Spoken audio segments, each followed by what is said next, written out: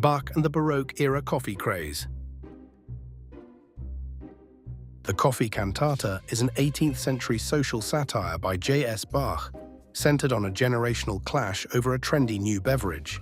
The story follows a frustrated, controlling father named Schlendrian.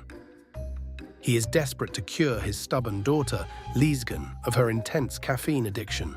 Liesgen fiercely refuses to give up her daily brews, famously singing that coffee is sweeter than 1,000 kisses and milder than muscatel wine.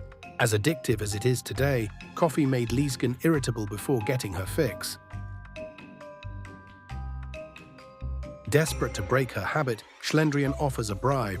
He will finally allow her to get married. Liesgen seemingly agrees to quit the drink. However, she cunningly outsmarts him by secretly inserting a clause into her marriage contract. Her future husband must legally allow her to brew and drink coffee whenever she wants. In the end, the coffee wins the day, on Liesgen's terms.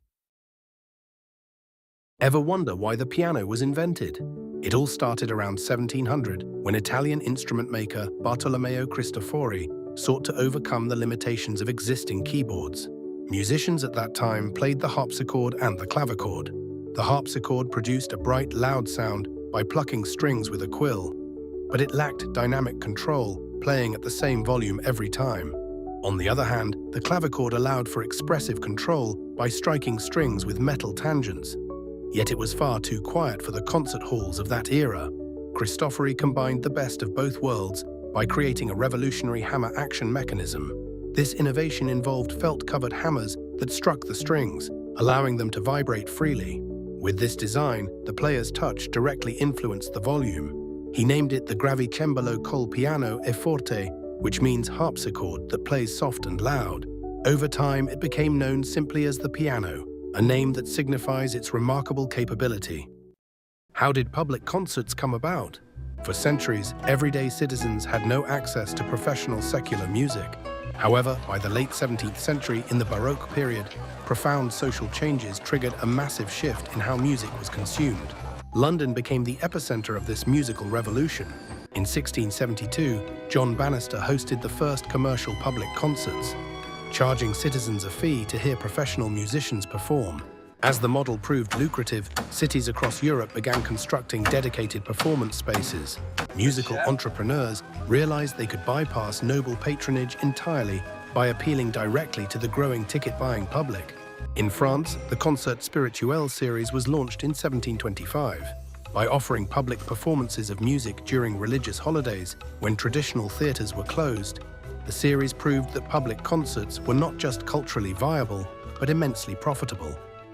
Baroque music, the hallmark of Western classical music from around 1600 to 1750, emerged as a vibrant evolution following the Renaissance. This period marked a significant shift toward common practice tonality, where compositions began to embrace specific keys, enriching the musical landscape.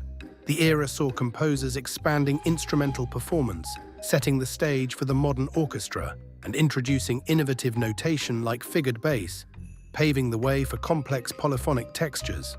It is within this dynamic environment that core genres flourished.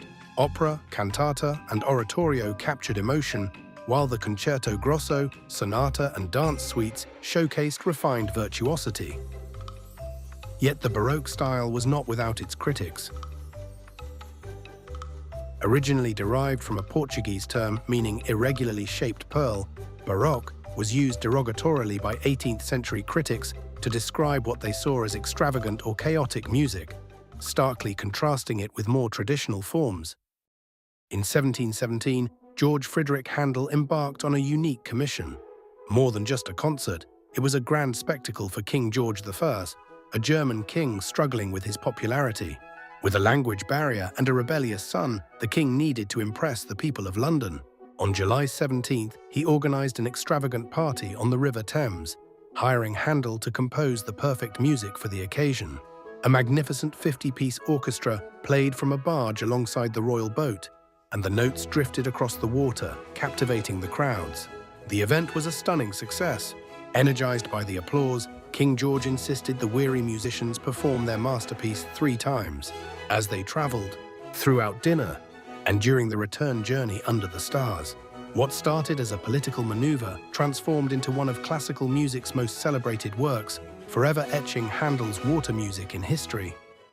Baroque music, spanning from 1600 to 1750, is known for its rich complexity and ornate textures. Composers like Bach, Handel, and Vivaldi crafted intricate polyphony, where multiple melodic lines intertwine beautifully. This era brought forth continuous long phrases, creating a consistent musical mood that captivated listeners. With the harpsichord at the forefront and smaller string sections, Baroque music evokes an intricate tapestry of sound. In contrast, classical music emerged from 1750 to 1820, featuring brilliant minds like Mozart and Haydn. This period embraced a clearer, balanced homophony, highlighting a dominant, memorable melody paired with simpler chordal support. The structure evolved, offering well-defined phrases that posed musical questions, inviting answers. The classical era introduced dynamic shifts, like crescendos and decrescendos, while expanding the orchestra, incorporating woodwinds and brass, and replacing the harpsichord with the piano. This pivotal transition cherished elegant simplicity over intricate complexity. Baroque instrumental music marked a profound evolution in technique and storytelling, pushing creative boundaries like never before. At the forefront, Antonio Vivaldi redefined the violin concerto through his masterpiece, The Four Seasons, composed in 1723. This innovative work was not just music, it became a vivid portrayal of nature, complemented by accompanying sonnets that Vivaldi likely penned himself. Each movement transformed the strings into a vibrant canvas, capturing the sound of buzzing flies, barking dogs, and even the chill of wintry landscapes. Meanwhile, Arcangelo Corelli was shaping musical architecture with his 12 Concerti Grossi, Opus 6, published posthumously in 1714. Corelli's visionary compositions sought to standardize violin techniques and harmonic progressions throughout Europe. Together, these Italian masters forged a foundational framework that influenced orchestral music for generations to come, enriching the musical landscape forever.